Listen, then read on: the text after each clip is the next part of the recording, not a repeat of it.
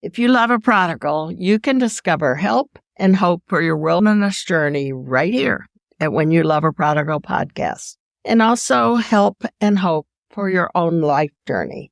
Most of us, as we encounter challenges with our loved ones, try to handle it by ourselves. But as time goes on, we often need more help, maybe professional counseling or medical attention, some kind of intervention, spiritual guidance. Various kinds of programs could all come into play to get help that you might need. If you've listened often to this podcast, you know we eventually placed our son in a local residential program called House of Hope that we as his parents also participated in. It was helpful in many ways, but our son wasn't consistent in living out what he learned there. Today I'm chatting with Stefani Monn, who also went through the House of Hope program. She is coming to tell us about her journey before, during, and after those months. I heard her share a bit at a House of Hope event that I attended. She's now a school teacher. She teaches calculus way over my head. So, welcome, Stefani. Thank you very much, Judy. I am so glad that you're here. Thank you for being willing to share your story, to offer some insights and stories from your experience that will help our audience who may be wrestling with some similar kind of situations. So let's just start at the beginning. Tell us some about your childhood and your family and where that took you. Okay. My childhood was very tumultuous. It was a time where I didn't feel like I really belonged. I always looked out at other, kids in my class, kids in my neighborhood, and I just felt these deep thoughts inside of me that I can never really shake, that I was different, but not different in a good way, that there was something broken about me and something that to be ashamed of, and just like I really didn't belong in the world that I'd been placed in. So just struggled with a lot of self-worth issues from a very young age. Was very depressed child, very dark child. I've had an opportunity to talk to some of my former teachers, people that were in my life that recognized there was something. They just couldn't quite put their finger on it. But what they didn't know was, and something that I never would have wanted to openly share with them, was that I had been abused from about the age of 4. And that just really, unfortunately, began a dark journey for me to just try to fix myself. And like many young people, even as a child, I looked for things that I thought would make me maybe not feel as badly as I did. And I turned to substances. Really didn't matter what there was, but whether it was some pills or something to drink, started abusing things like that from a very young age. Again, and just a kind of an attempt to numb myself. And you had access to things like that? I did. Unfortunately, in our home, there was access to primarily prescription medications and to alcohol. And as I got older, I actually became quite well-versed in thievery, and found out there was places that I could attain, things to drink and steal pills from people, other family members, friends, families.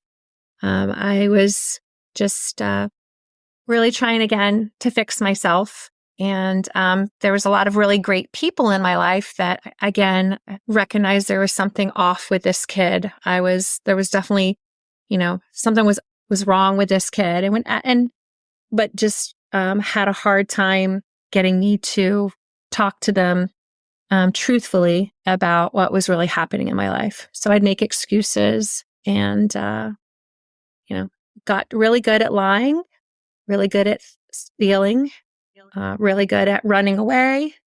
And what happened when you were done away?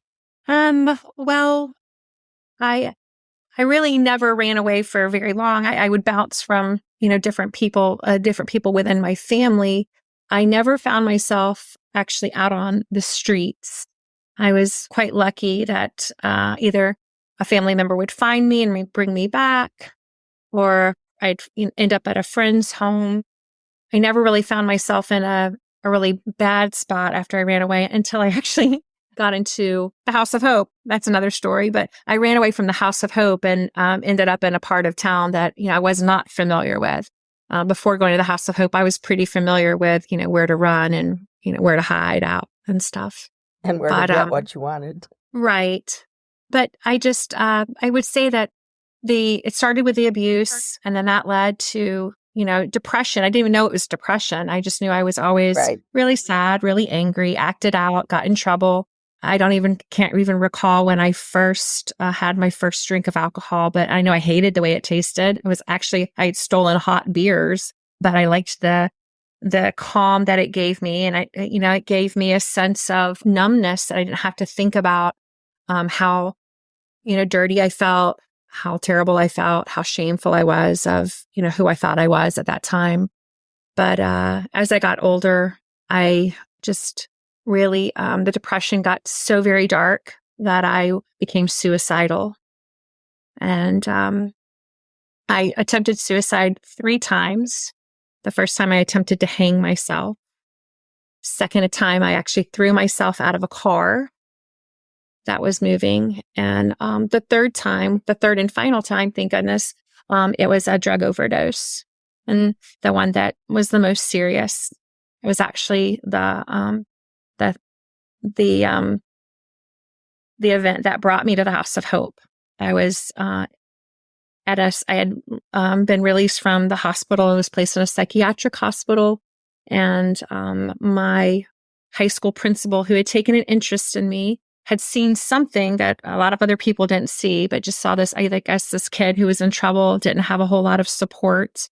He was afraid that I was going to just be placed into the system and into foster care without any support, without any intervention. And he, without me knowing that he was even involved in my life, I barely knew this man or what he was up to.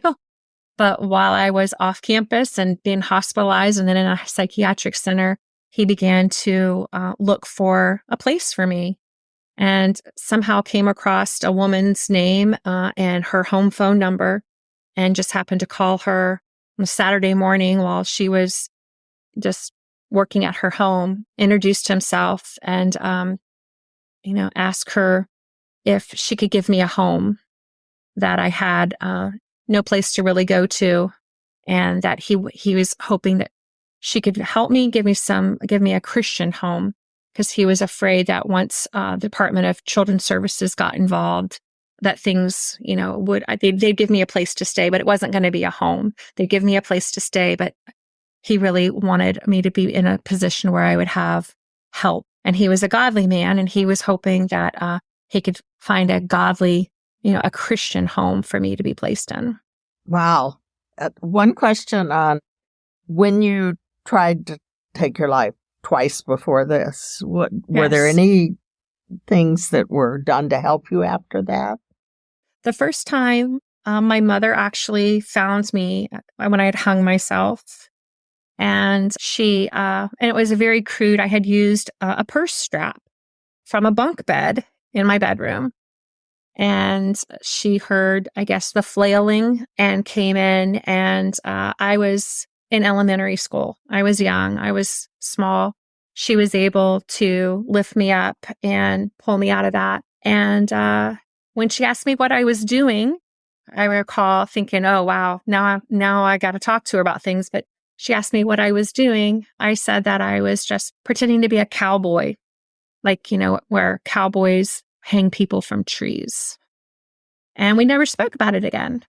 Okay. She was, I think, in deep denial, and, understood that there was something definitely wrong with me, but there was a whole lot wrong with her. And I think that it was just really hard for her to wrap her head around the idea that her daughter was attempting to kill herself. And I don't remember going to a doctor or being checked out or anything after that. I know I didn't go to counseling. I remember there being people telling me that I was possessed and I was demonic. And that just made me even less likely to, open up to people and explain to them what was really going on and where the real self-hatred, was being taking place. And I wasn't just abused at once at 4 years old. I continued to be abused. So I was still being abused at this age and just really looking for a way to get out. And the adults in my life that, you would have thought, especially as an adult looking back, the adults that could have stepped in and made the abuse stop, just didn't take those steps. So even when you said as you would run away that you would end up with other family members, but none of them stepped in to help beyond letting you be with them for a time. Yeah, I had aunts and uncles and a grandmother who my grandmother was very close. I was very close to my grandmother. But again, they all recognized there was something very, very, very wrong with me. Again, some of them were a part of, Christian congregations, and they would have prayers for me. There were some that, you actually used the word possessed, that I was, demon possessed. But that was just a lot easier, I think, way for them to wrap their heads around it than to really delve deeper into what makes a child do and say and behave the way that I was behaving at such a young age. And I can tell you that, it was an incestual situation. And so I could not get away from my abuser. And I was made to feel that, I was not in a position where I could be completely honest with my family, because this person was someone of authority and was someone who, other people had, different ideas about. And so, but the second time I had attempted suicide, I threw myself out of a car. I was a little bit older. I would say I was probably 5th or 6th grade, and just wasn't even a car. Actually, it was off the back of a truck. Threw myself off the back of a truck, and was just, was it suicide? I thought it would kill me, but again, in retrospect, a lot of people have car accidents and don't die, but it was just some act of desperation. Just wanted to avoid what I knew was coming in the next couple of weeks. I just wanted to not be around for the holidays when I would be around family again. Wow. I'm sorry for all of that. That's a lot of hard stuff. So you ended up at House of Hope. I did. And what did you think when you ended up? Was it like, at least you didn't really know what it was, I assume?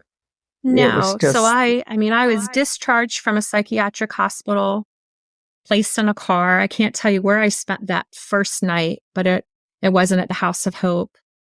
And the next morning, placed in a car and was driven. It was about 2 hours from the hospital to the House of Hope in Orlando. And I remember refusing to even sit in the back seat. I just laid in the back of this car on the floorboards. And I was, at that point, was just really angry with myself. I had felt like I had failed. Yeah, I had failed. At 16 years old, I thought that I had finally figured out how to end my life and escape the pain, the shame. And here I was having to deal with it.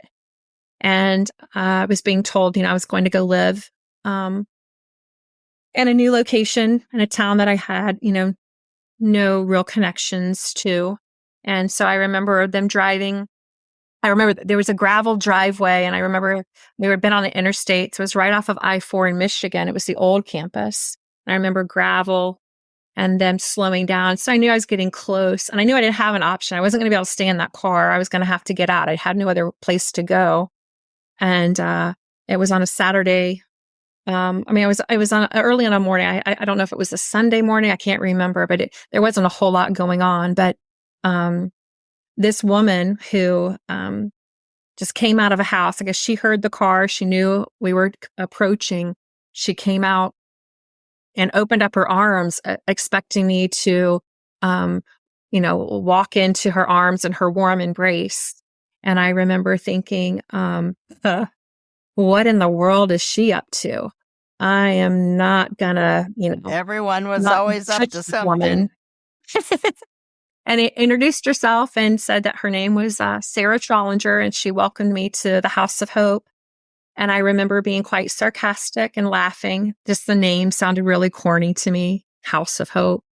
And then to have this woman who just seemed to already have fallen in love with me, sight unseen, was giving me a place to live. It just seemed really, really spooky for someone who was coming from my background.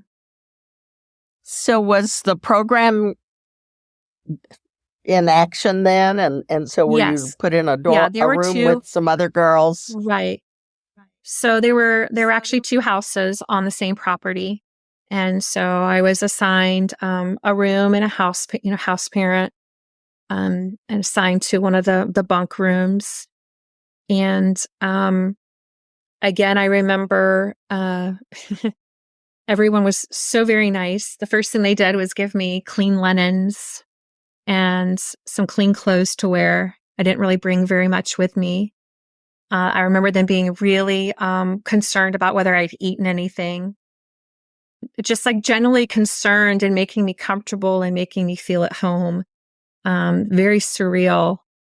And gave me, a tour of the property, and, explained to me that I was actually medicated, quite heavily medicated after I had left the psychiatric hospital.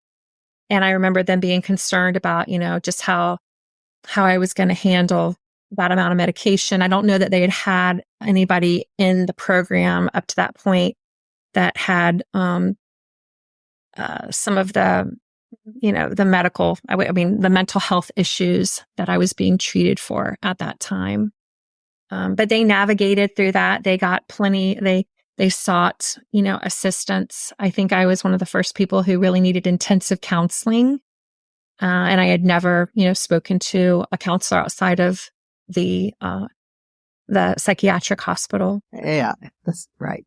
So tell us kind of what went on, how you adapted, and what was good and what was challenging for you. So like most programs, when you start on orientation, and you have very few real privileges. You have to, earn those privileges. So I think, you come in and you're on, I forget, level 1 or whatever. And it was quite an adjustment, although I had all of these incredible new things at my disposal. Just like having some really sweet people. I wasn't really, I wasn't thinking of them as sweet at the time. I had sisters all of a sudden that I was, living with. My roommates, bunkmates. I remember just being really super cautious. I didn't want to show very much of who I was. I remember being, they may have thought it as shy, but I was just really began just by rebelling. I didn't want to really interact very much with anyone. And again, just kind of getting the lay of the land, figuring out, what was really going on here.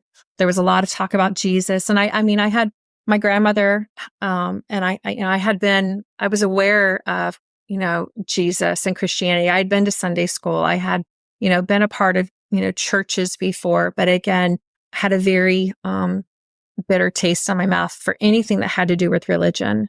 And, but I had a very difficult time getting off that first level, I remember. And because as I got a little bit more comfortable with being there, my true rebellious nature came out. I didn't like being told what to do. Just was a lot of anger, That goes on through underneath. the rest of life.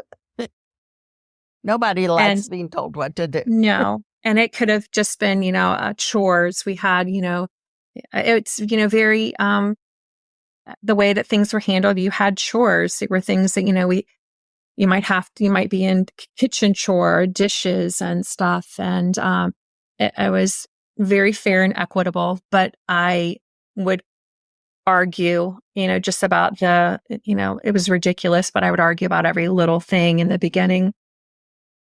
And especially had issues with some of the women who were house parents because, they were day in and day out. They were the ones that would really, try to mold us and supervise us. And I had a terrible mouth. My language was terrible. It wasn't something Sarah wanted to hear. But that was just how I talked. Everything was, and so I would try not to get in too much trouble with my mouth, but I can remember, being really mouthy and being given more chores. Got to a point at one point where, I was at dinner and I had said something I shouldn't have. And I said, well, the house parent had said, well, you're going to wash dishes next week also. And I was like, next week's not my week. Exactly. You're going to have to wash dishes for another week. And so I'd cursed again and I was like, no, it's 3 weeks. And by the end of this, I was like, I was going to be washing dishes for 15 years the way I was talking back. And I got into an argument at the table after we got out of the kitchen. After we got up the dining hall, went into the kitchen, I continued to argue with this poor woman. And then I threatened her and happened to have a knife. It was in the kitchen. And I threatened to cut her. And I meant it. I was so very angry at that point. And that was the night I ran away from the House of Hope. And just had no idea where I was. So I'm on Michigan Street, not very far from OBT and I-4. Didn't know which direction to run in. But I ended up running down OBT towards Paramore. And I believe that, the Lord really kept me safe that night. Yes. Now, that would be. I had no clue really. I had some ideas of what was out there, but I didn't realize that we were really very close to some of the seediest places in Orlando and some places that, could have definitely hindered the path that, had been placed in a House of Hope and how I was slowly making progress. But if I had not been brought back that night, I hate to think of what would have happened. So I came back. How did they find you? There was an officer that brought me back, OPD officer. I think I stuck out pretty much. Probably. I walking down the sidewalk, looking how I did, not really dressed for walking the street. Young, skinny girl. I think I probably stood out. I didn't think I stood out. I had the walk, I had the talk, had the attitude for sure. But I think, a seasoned cop could see that I was definitely out of place. And Sarah had an opportunity. Sarah could have kicked me out. She definitely, I had made a terrible mistake. That is one thing they do. And could have pressed charges easily for the threat that I made. And I still don't know why they didn't. I think, there's a lot of places I could have been at that they definitely would have pressed charges, and that would have been all there was for me. I would have just been back in the system. But she gave me a do-over, and the woman who I threatened gave me a do-over. She could have definitely have carried a lot of bitterness and anger for the way I behaved and treated her. And so I started over back on level 1. But this time, something had definitely changed in me, and I was willing to, meet them halfway. And I think at that same time was when my Christian counseling, I was going to counseling several days a week. I would get in a van and they would take me to counselors in Winter Park. I don't know if I don't know how House of Hope paid for it, because I know it had to be incredibly expensive, but there were people who were supporting House of Hope and were thankfully enabling me to get some just very intensive counseling. Intensive and quality. Intensive. Yes. No, it was, and and they continued to, even after I left the House of Hope, they continued, and I was in one of their foster homes, continued to make sure that I got the counseling that I needed going forward.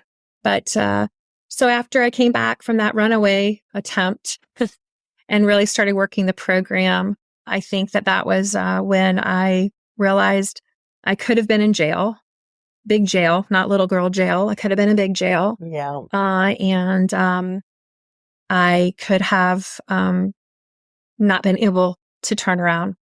That it would have been, irreversible. And at this point in time, I remember I had gotten to the point where, yes, I was still very depressed. I was still very shameful. I didn't want anyone to know, what had brought me there. Some of the girls were very open with their stories and they were willing to share. I was very closed. I just felt very, very ashamed. And I felt like, had all been my fault. And there was a scripture that Sarah shared with me after that, after I ran away and came back, and it's in Micah 7:9, and it talks about our iniquities and our sins and how the Lord would stomp them under his feet and then pick them up and throw them into the sea of forgetfulness. And that imagery of the sins that had been placed upon me, the sins I had assumed as my own, the sins that, because of the sin that had been placed upon me, I had, made my own sin. All of that sin that I carried around, my sin and others' sin that could be trampled, could be stomped out, then could be picked up, the remnants of it, and thrown into a sea of forgetfulness. That was definitely where my thinking changed. And if God was willing to not just forgive me, but to forget, because I couldn't forget. I was awakened every night with nightmares. That was another problem I had. I was sleep deprived all the time because I had just terrible night terrors nearly every night while I was at House of Hope. That if he could do that. Were they aware of that? Yes. Yes. They actually would, they bought me some headphones, and I would go to bed at night listening to scripture being read on cassette tapes. They tried music, but it was just, there was so much trauma that even when my conscious mind could kind of shut it down, it just appeared that as soon as I would go to sleep, that my unconscious, and my subconscious, it would just, and it was just like on flashbacks, just constantly being just reintroduced to trauma that had occurred. And so they tried lots of things. Lots of things worked, thank goodness, but especially prayer and the love that they gave me and that intense, again, Christian counseling. And so when did you begin to really move in a positive direction? It's probably around the 9-month mark. It was when a lot of the other residents were leaving. The residents who had come at the same time I had come or after I had come, they were going through the levels. They were graduating from the program. Most of them were going back to their families. And that was really kind of sad for me to see that many of the girls that were there at the time, they had families that they were comfortable with, and they looked forward to going back to their hometowns. And their families were active participants in the model, where they would come and go to the parent trainings and the things that the House of Hope offered, the support for the entire family, not just the child. And I recognized that again, I was different, and that wasn't, I was not going to be able to go back home. In fact, at that point of time, there was a trial occurring in my hometown, and I did not want to go back and be in the same hometown where some of my family members were actually on trial. I wanted to be as far away from that as possible.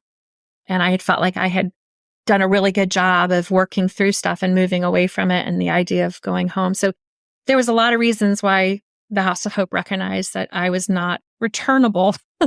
They had acquired me forever. I was not going to be able to be returned to Cinder.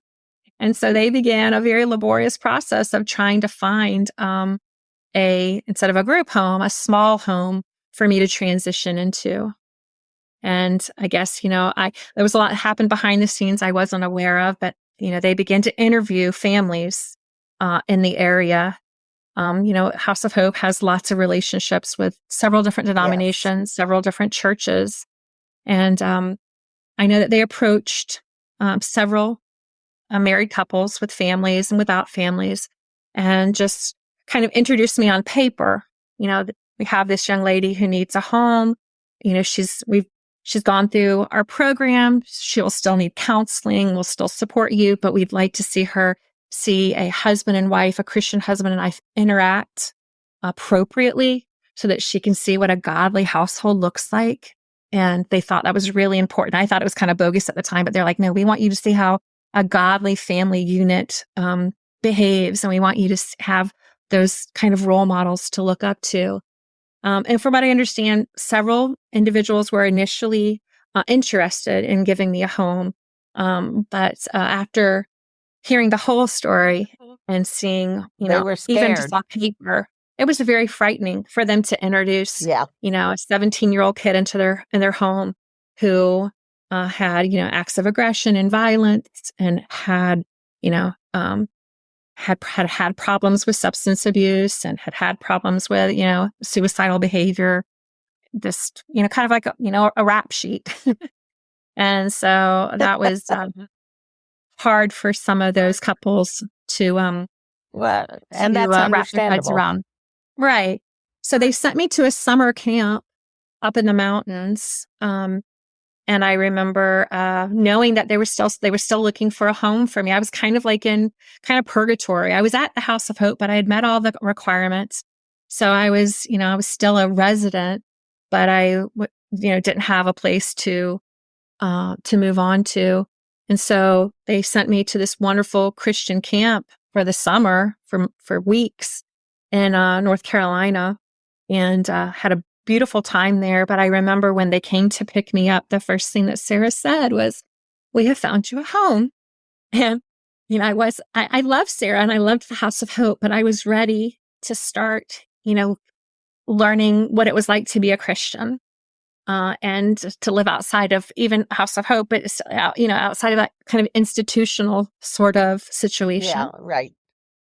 And so, that was about the time the school year was getting ready, my senior year of high school. And so I was introduced to the family that I was going to live with. And I lived with them throughout my senior year. I lived with them until I graduated high school and went to college. And that was still an arm of House of Hope. They were still, supervising that placement, still making sure that I was, getting the support. And again, particularly the counseling, I would still get counseling every week. Again, like 2 or 3 times. We're talking like intensive counseling. Wow. And how did it go with this family? It was incredible. I met them, I think, on House of Hope property first, just the husband and wife. He was a local Episcopalian priest. And I had met some of their parishioners, had come to the House of Hope and had been big sisters to us. Yeah. Excuse me. And so when they mentioned my big sister, I recognized, I was like, oh, she's taking me to your church. You're the minister, you're the parish priest, and his lovely wife. And at the time, they had 4 sons that were from ages 2 to 9. So I was excited. I was excited about moving into a real house, going to a real school. I had been out of school for a couple of years. I was excited about having brothers, a real family.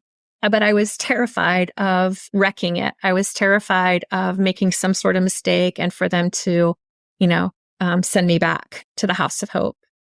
And so I remember just being really concerned that I might say or do something that might make them send me back. Again, return me to sender. Return to So sender. I moved into their home. Yeah, I moved into their home, and I just remember I had I had my own bedroom, and she had painstakingly, put it together for me. She had learned what one of my favorite colors was and had just put it together so beautifully, had my own space. And I just felt just almost like royalty. Like I was just living in a really not just safe place, definitely safe place, but just a place that was just warm and inviting, comfortable. And that, again, just that experience gave me continued. And if you talk about the House of Hope, it truly is a place of hope. I came there with absolutely no hope. I just would laugh at the idea of hope. But after going through the program and then continuing in foster care with this family, I really began to hope for a future. I had gone from the kid who did not really expect to graduate from high school. They had recognized in me that I actually, had a level of intelligence that I had, that God had gifted me with, insisted that I take the SAT, did really well, got a scholarship to the University of Florida. So here I was graduating from high school, and now I'm getting a scholarship to, a major university. And just all these doors were being opened. You thought your life would have been over by then. I didn't really see myself living past age 16. And if I was alive, I expected to be in prison. Yeah, that's where we thought our son would be dead or in prison. And I know I have many friends that I ran in those circles that have not, they are in prison or have died very young, so but for, the saving grace of my Lord Jesus, that's where I know I would be. And so now you are married and have a family? I do. So I went to the University of Florida, and again, even after I fell in, my foster parents, I don't know if this is applicable or not, but their names are Greg and Laura Lee Brewer. And Greg was the parish priest at Tuscaloosa Episcopalian Church in Tuscaloosa and Oviedo. I graduated from Oviedo High School. And then he went on and moved actually around the country, but came back to Central Florida and was our bishop of the Central Florida Diocese for several years and just recently retired. But even after living with them and just really falling in love with them and their family, I was there while their fifth child was born. I actually helped deliver their fifth child. I still wasn't sure that I would ever be wife material, let alone a mother.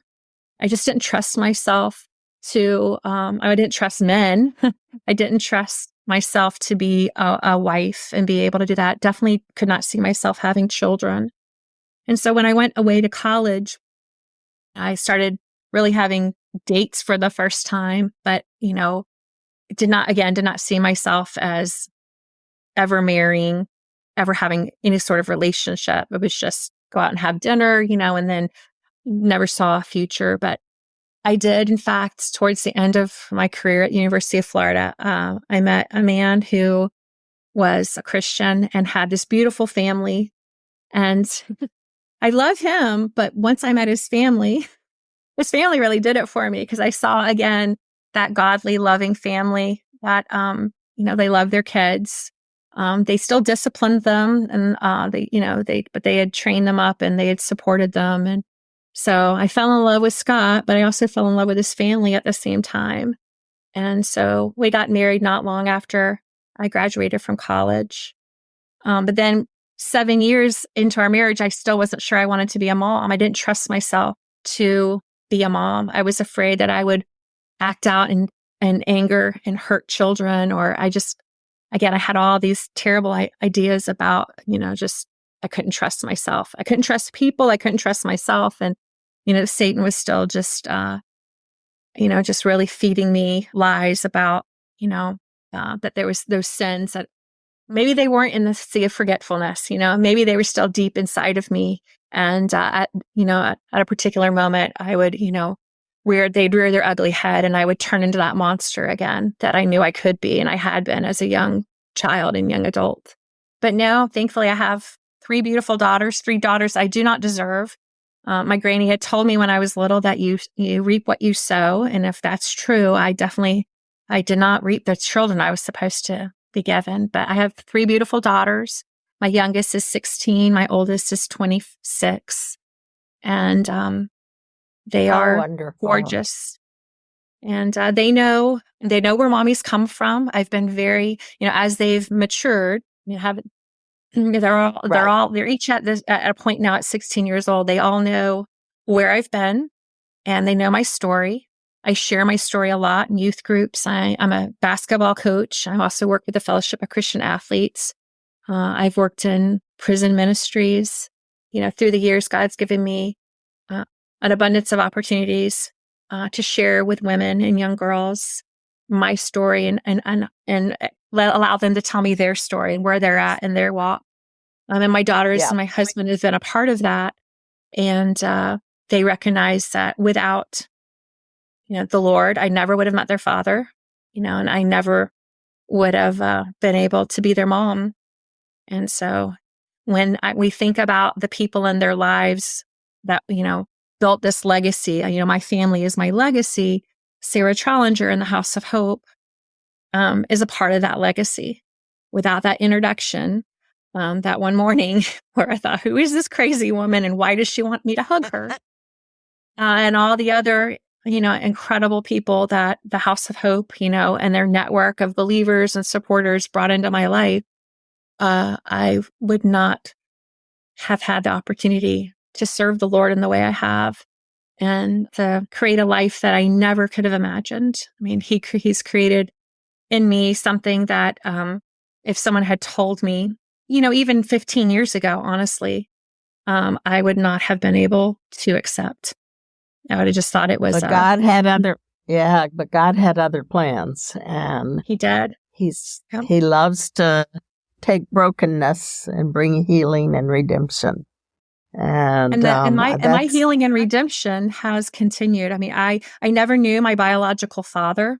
And I begged as a child for my mother to tell me and her family to tell me, because they knew, but they withheld that information from me. And I had always hoped that He would come and rescue me and take me away. And 6 years ago, my father's family found me. And, miracles upon miracles, I, have met him and he's become a part of my life. I have a brother and a sister. I'm going actually this weekend, we're getting together to celebrate my grandmother's 95th birthday. There's about 50 of us coming in from all over to celebrate and have a family reunion. God has just continued to bless me. Well, and you have continued throughout this brief conversation to be blessing the listeners on this podcast, because there's so many. I'm sure some of them are very similar stories with either their own lives or their children. And yet God has redeemed you, and you are giving them a picture of what is possible.